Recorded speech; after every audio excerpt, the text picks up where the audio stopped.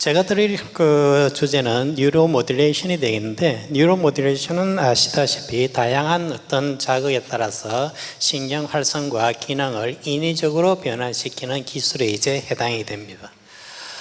보면은 다양한 형태의 뉴로 모듈레이션에 대한 그다음에 기준이 있는데, 제가 하고 있는 분야는 정기적인 이제 자극이고, 그 정기적인 자극은 다이렉트 직류와 엘트레이팅 교류를 트랜스크라니얼 그다음에 경 2개, 그러니까 2개를 통과시켜서 자극시키는 이제 기술이 되겠습니다. 아시다시피 스트로크 같은 경우는 심대한 이제 질환이고, 대부분 이제 신체 손상을 동반하기 때문에 치료는 꼭 재활이라고 이제 생각을 하고 있습니다. 제가 같은 경우는 스트로크에 대해서 오랫동안 엘렉트로 아쿠펑처, 그러니까 전침에 대해서 100회와 그다음에 대추를 자극하면서 연구를 해왔는데, 아마 이 그림을 이제 보여주는 이유는 전침과 앞으로 이제 말씀드린 이 뉴로모듈레이션 자체가 상당히 이제 연관성이 있다는 것을 이제 말씀드리고자 합니다. 우선 첫 번째, 조금은 이제 오래된 이야기로 시작되게 되는데, 우선 제가 처음 시작한 것은 트랜스크라니얼 다이렉트 직류 TDCS에 대해서 이야기를 하고자 합니다.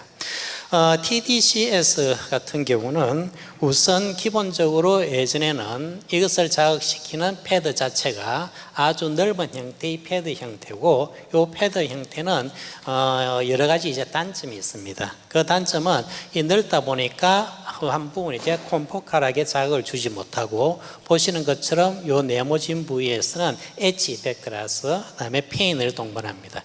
이것이 이제 개선된 형태가 하이 데피니션 일렉트로드에서 링 베이스의 형태가 되고, 제가 처음 실험할 때는 이런 이제 링 베이스의 하이 데피니션 일렉트로드를 동물용으로 이제 만들고, 보시는 것처럼 다이아메트가 한 1.0 정도가 됩니다. 제가 알기로는 우리가 쓰는 이제 침의 직경이 한 0.2mm니까 상당히 이제 근접한 것을 알 수 있고, 일단은 36개 이제 채널 자체를 제작했지만은 아마 8채널만 하더라도 이러한 이제 마우스나 렛의 브레인을 충분히 이제 자극할 수 있는 채널이 될 수 있습니다. 그래서 8채널을 사용했을 때 보시는 것처럼 프리프론탈, 모토, 다음에 페리에탈 이 부분을 다양하게 이제 자극을 할 수가 있습니다.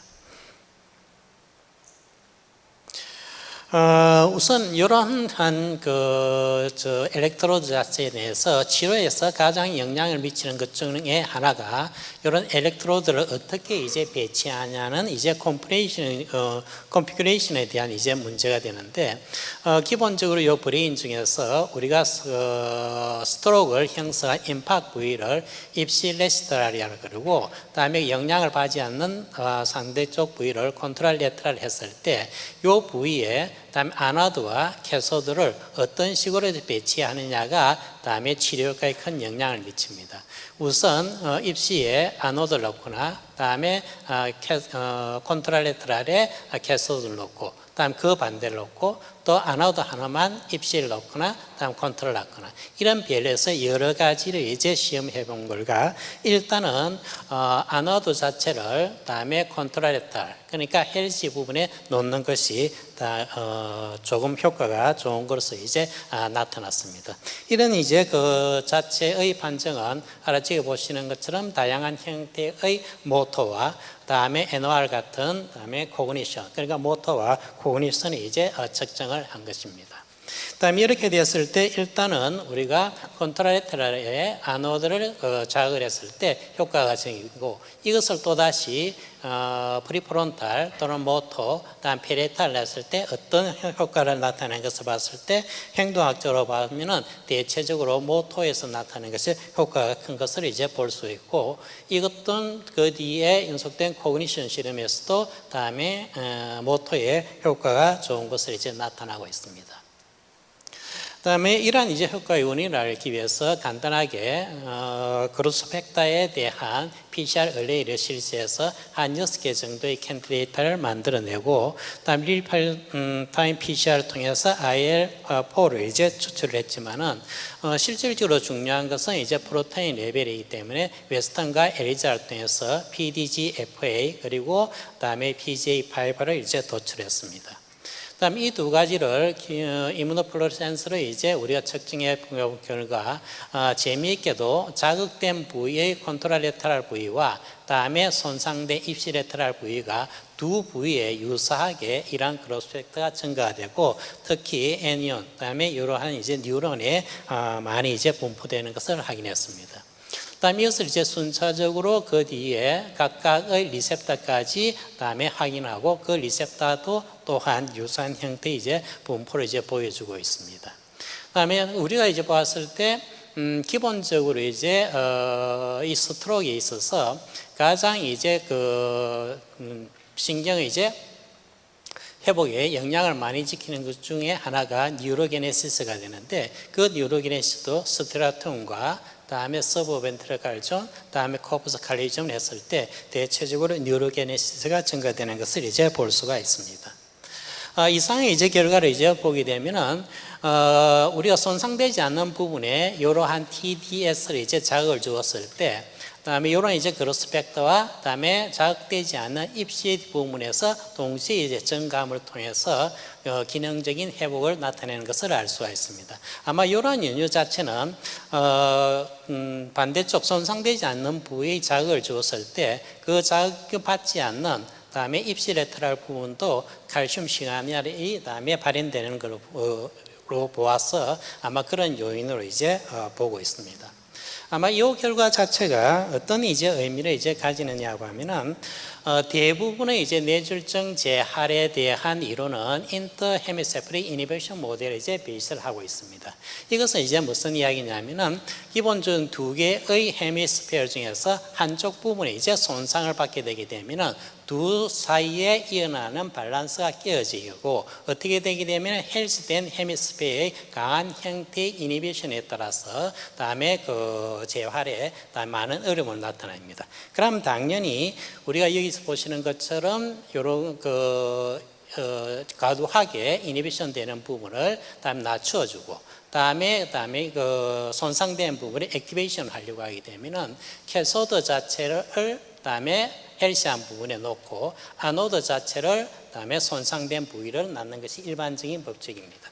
그런데 앞서 이제 결과 자체는 이제 반대된 이제 결과를 이제 보여주고 있는데 그 뒤에 이제 나온 것이 이제 디포너라는 부분 자체가 바이오모달 이제 밸런스 리커버리 모델이라는 것을 새롭게 이제 제시를 했습니다. 이것은 뭐냐면은 기본적인 이제 뇌졸중 재활에서는 대부분이 이런 형태의 베이스를 가지고 있지만은 뇌졸중이 있는 부위 자체의 손상 정도에 따라서 다음에 결과는 차이가 난다는 것을 이제 보고 있는데 만약 이것이 손상된 부위가 아주 적다고 이제 이야기를 하게 되면은 기본적인 요 이론이 맞아떨어지지만은 이 손상된 부위가 아주 크다 그러면은 반대쪽으로 이제 자극하는 것이 더 효과적인 것을 이야기를 하고 있습니다. 그러한 의미에서 이런 바이오모델 밸런스 리커버리 모델에 조금 이제 부합하는 이제 결과라고 이제 볼 수가 있습니다. 그다음에 그 뒤에 이런 TDS를 통해서 엘렉트로드를 일단 이제 변형을 시켰는데 TDS에서 이제 가장 이제 큰 문제가 되는 것은 실질적으로 전기적인 자극 자체가 두 개를 통과해서 코텍스에 이제 다음에 활성을 이제 유발하느냐가 큰 문제이고 또 하나는 하나 한 부위에 포칼에 이제 지위에 정확하게 이제 자극을 주느냐는 이제 문제입니다. 그러면 당연하게 이런 이제 엘렉트로드의 변형을 이제 시키게 되는데 그 엘렉트로드 변형 자체를 보시게 되면은 우리가 흔히 쓰는 두 침에서 사용하는 침을 일단은 제작을 해서 이제 붙이게 됩니다. 이렇게 이제 붙이고 실질적으로 이것이 다음에 포칼과 다음에 인덴시티를 높이냐는 것은 컴퓨터 이제 시뮬레이션을 통해 가서 확인을 했고 다음에 그것이 피부 손상과 브레인의 손상이 없는 것도 확인을 했습니다. 그러면은 기존에 사용하고 있는 이런 하이 데피니션 다음에 엘렉트로드와 새로 만든 일렉트로드의 이제 차이점을 보시는 것처럼 또 다양한 형태의 모터와 다음에 그 NOR 또는 피어 컨디션이라는 코그니션을 제작을 했고, 다음 임팍 볼륨을 다음에 이제 측정해 왔을 때 대체적으로 이제 보게 되면은 이런 이제 새롭게 만든 것이 더 효과적인 것을 이제 알 수가 있습니다. 다음에 이런 효과적인 형태의 다음에 노블, 다음에 일렉트로드 자체를 앞서 본 것처럼 다음에 콘트라레터럴의 아노드만 자극하고, 다음 또 하나는 반대쪽에 손상된 부의 캐소드를 통해서 다음에 서로의 다음에 기능을 쭉 비교해 봤을 때, 다음에 이 두 개 중에서 일단은 아노드의 입시에 아노드를 자극한 것이 조금 효과는 없지만은 두 개다가 모터와 다음에 코그니션이 있어가지고 다음에 유사한 이제 효과를 나타내는 것을 알 수가 있습니다. 따라서 이 두 가지의 이제 노블한 다음에 일렉트로드의 기준을 하기 위해서 다음에서 트랜스크립토미를 제작했고, 다음에 거기서 나오는 이제 공통된 형태의 다음에 타켓을 쭉 이제 살펴봤는데, 이 타켓 중에서 여러 가지 검증을 거쳤지만은 맨 앞쪽에 있는 인식 그 자체가 기본적으로 캐그 지구에서 SRP 자체가 연관이 되기 때문에 이쪽으로 이제 포인트를 이제 맞추게 됩니다.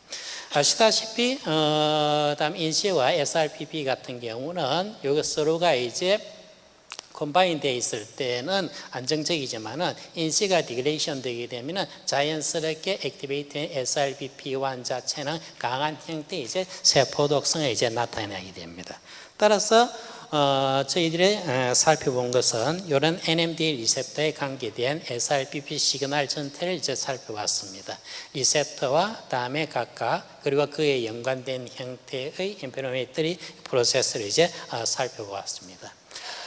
그것을 이제 이뮤노 프로센서를 통해서 각각 이제 확인하고 대부분 이제 NU에 이제 발현되는 것을 이제 확인을 했고, 다음 이렇게 되었을 때 새롭게 이제 만들어진 형태의 일렉트로드 자체는 이러한 이제 NMDA 리셉터의 디펜던트한 인세와 SRPP를 통해서 셀 데스를 줄이고, 이것이 곧바로 다음에 모터와 코그니션의 기능 회복을 연관된다는 것을 이제 밝혔습니다.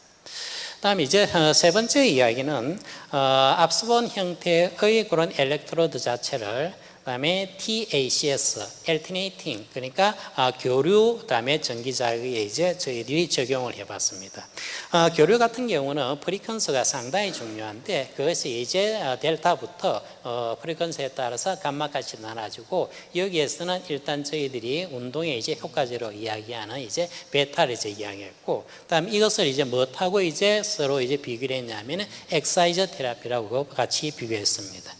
제 같은 경우는 예전에 하던 엘렉트로 아큐펑처 전침이든지 그다음 지금 하고 있는 뉴로 모듈레이션이든지 이것이 일종의 액티비티 디펜던트 테라피라고 생각을 하고 있습니다. 일정한 자극을 연속적으로 계속 주고 그 연속 자극에 따라서 신경 활성이 변화가 다음에 기능 향상이 일어나는 것이 바로 액티비티 디펜던트 테라피가 이제 되게 되는데, 그 중에서 대표적인 것이 바로 엑사이즈가 됩니다.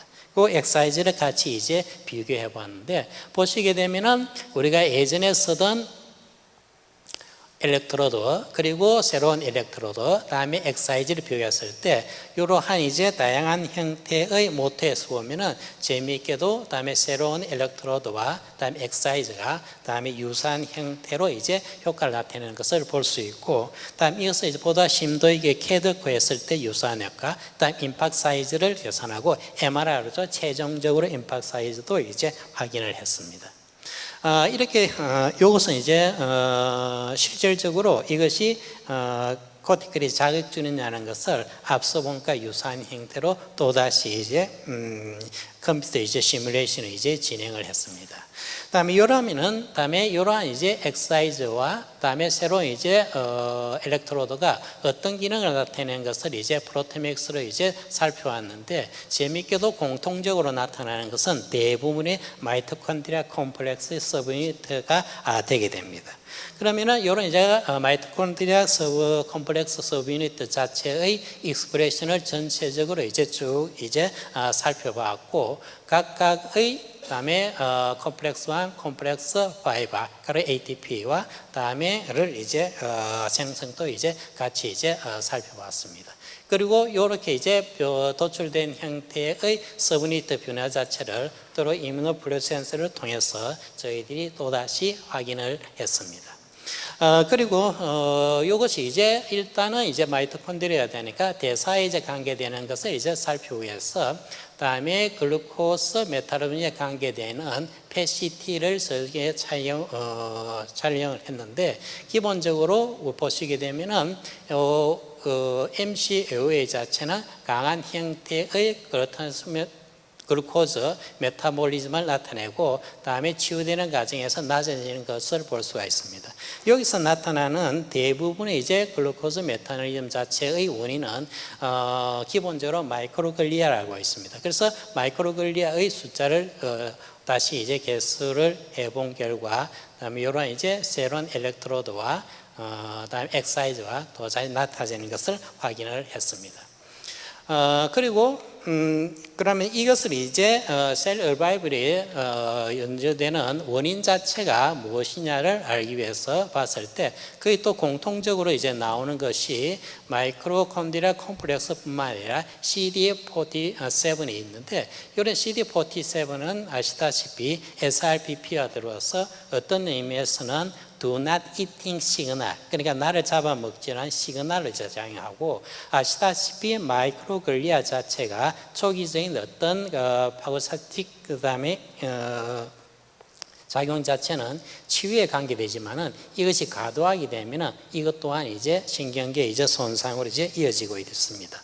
그다음에 이러한 것을 각각 뉴런과 마이크로글리아를 살펴봤을 때 기본적으로 치유되는 과정에서 과도한 형태의 마이크로글리아의 다음에 포식작용을 일단 저해한다는 것을 확인을 했습니다. 이상의 이제 결과를 이제 보게 되면은 요런 이제 그다음에 엘렉트로드 자체가 기본적으로 THS 그러니까 교류 자극 자체에서 보면은 마이토콘드리아 활성전과 더불어서 뉴런과 다음에 마이크로글리아의 다음에 이런 파고사이틱을 조직을 하면서 신경 보호장애를 이제 나타내는 것을 알 수가 있습니다.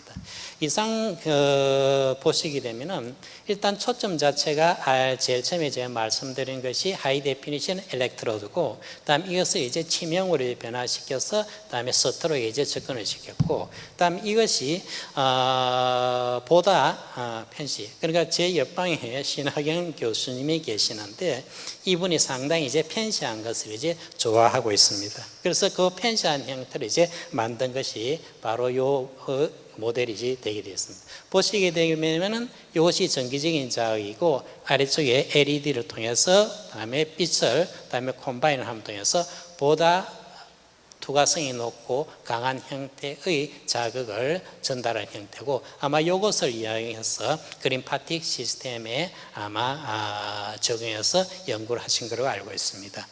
보시게 되면은 그 크기 모양이 상당히 크고 투박하게 이제 보이지만은 이것은 실질적으로 이것이 100회고 나중에 나머지 4개가 사신총에 해당돼서 이것이 일체형으로 만들다 보니까 조금 이제 큰 형태가 이제 되었습니다. 이상의 이제 결과를 보게 되면은 일단은 저희가 하고 있는 이러한 컬런트 스티뮬레이션 또는 일렉트릭 스티뮬레이션 자체가 기본적으로 긴 형태, 롱텀의 다음에 변화를 유발하게 되고 이게 액티비티 팀 패턴의 그로스 팩터를 나타내고 기본적으로 다양한 형태로 우리가 적용을 할 수 있지만은 앞서 본 것처럼 일단 바이모델 밸런스 리커버리 모델에서 적용을 할 수 있다는 것을 알 수가 있습니다. 저 같은 경우는 이제 정년이 이제 얼마 남지가 않아 가지고 이러한 그 스트로크에 있어 가지고 기본적인 이런 일렉트릭 스티뮬레이션 자체가 어떤 기능을 이제 나타내는 것을 전체적으로 리뷰를 이제 쭉 작성을 해봤는데, 일단은 가장 이제 기본적인 것은 코티칼 익사이터빌리티, 그러니까 바로 이제 이런 그 코텍스의 이제 흥분성입니다. 이것이 있어에 따라서 앞서 본 것처럼 엔터 헤미스피릭 임밸런스든지 다음 바이모딜 리커버리 대체를 이제 우리가 설명을 할 수 있고, 다음 이것을 연속적으로 쭉 자극을 하게 되면은 자연스럽게 NMDA 리셉터를 이용해서 다양한 형태의 그로스 팩터를 이제 만들어냅니다. 그리고 또한 이러한 정기적인 자극은 기본적으로 블라드 플로우를 증가시키고 이것은 꼭 뉴로 이제 메타볼리즘하고도 상관 연결되어 있습니다. 그리고 다양한 연구에 보게 되면은 특히 스트로크에서는 이런 안티 인플라메이션에 관계되고 이 전체가 다음에 하나만 단독적인 역할이 아니라 서로 이제 보완적인 역할을 이제 하고 있다는 것을 알 수 있고, 일부 이제 보게 되면은 이러한 형태의 전기 자극 자체가 두 개를 통과하는 것을 다음 의심하는 분도 많이 있습니다. 그런 분 자체는 보게 되면은 이 전기적인 자극은 우리가 흔히 두침과 유사하게 스칼프, 두피에 대한 전기적인 자극을 이야기하는 사람이고, 이 사람들은 이것은 페리페랄 너브가 작용하지 않는다고 이야기를 하고 있습니다. 그래서 전체적으로 우리가 스트로크를 이제 보게 되면은 어큐트와 서브 어큐트, 다음에 크로닉으로 나누게 되면은 여기서 우리가 타겟하는 목표가 전부 다 틀리게 됩니다. 그럼 자연스럽게 저희들이 사용하고 있는 이런 TDCS, TACS 같은 경우는, 특히 TDS 같은 경우는 인덴시티, 앞서 말한 것처럼 애너드를 살 거냐 캐소드를 살 거냐 컴플리케이션, 다음에 ACS 같은 경우는 각각의 프리퀀스가 있습니다. 그런 것을 예지했을 때 각각 다른 형태의 다음에 치료 효과를 나타내고, 그런 치료 효과는 실질적으로 이런 다양한 형태의 다음에 각각의 스테이지에 따라서 조심스럽게 이제 선별이 되어야 된다는 것을 이제 시사를 하고 있습니다. 그리고 앞서 이제 말씀드린 것처럼 침과 다음에 뉴로 모듈레이션이 이제 상당히 이제 유사하다고 이야기하는 것은 어떤 이야기냐고 하면은 이것이 옛날에 제가 이제 침을 이제 오랫동안 연구하고 다음에 그래서 인바이티드 리뷰를 쓰는 과정에서 제가 제시한 모델이 되는데, 저 같은 경우는 이러한 경혈점의 자극 자체는 일종의 소마토 센서리, 그러니까 스파이널 너브와 크라니얼 너브의 소마토 센서리로 이제 이해를 하고 있습니다. 이것이 그다음에 스파이널 코드의 다음에 엑사이트릭 글루타메이트를 통해서 브레인으로 가고 난 뒤에 다양한 형태의 트랜스크립션 팩터를 통해서 베네피셜한 휴머럴 팩터를 발현을 함을 통해서 다음에 내보장을 한다는 것이 제 이야기였습니다. 이것이 침에 대한 이야기면은, 그다음에 제가 지금 한 중에서도 어떻 중간에 시사하는 바가 있지만은 기적적인 형태의 코티칼 엑스페이트 TDCS든지 TACS든지 이것 또한 유사한 형태로 가서 앞서 본 것처럼 베네피셜한 그런 팩터를 분비하게 되고, 그것이 뇌신경의 보호작용을 나타내고 스트로크에서 재활에 도움이 된다는 것을 알 수가 있습니다. 어떻게 보게 되면은 여기 있는 뉴로 모듈레이션, 방금 말하는 이런 뉴로 모듈레이션을 우리가 흔히 센트럴 뉴로 모듈레이션이라고 이야기하게 되면은 이러한 경혈증의 자극 자체를 우리가 페리페랄 뉴로 모듈레이션이라도 이야기를 할 수 있습니다. 아마 이런 말초신경을 자극하는 것 중에서 가장 이제 많이 이제 연구가 되고 있는 것이 아마 베이거스 너브 스티뮬레이션일 겁니다. 그런데 이 범위가 점점 늘어서 지금 같은 경우는 메디안 너브 스티뮬레이션, 얼라 너브 스티뮬레이션 이런 식으로 계속 이제 확장이 되고 있습니다. 예전에 제가 이제 침을 할 때, 몸체를 할 때는 대부분 이제 족삼리, 삼원교, 한정된 이제 혈자리를 많이 이용했는데, 만약 그 혈자리를 제가 다른 말로 다시 이야기하게 되면은 바로 슈퍼피셜 페로날 러브 스튜네이션 또는 포스텔리어 티비알 러브 스튜네이션 이런 식으로 말을 바꿀 수도 이제 부를 수도 있다고 이제 생각을 하고 있습니다. 이상입니다.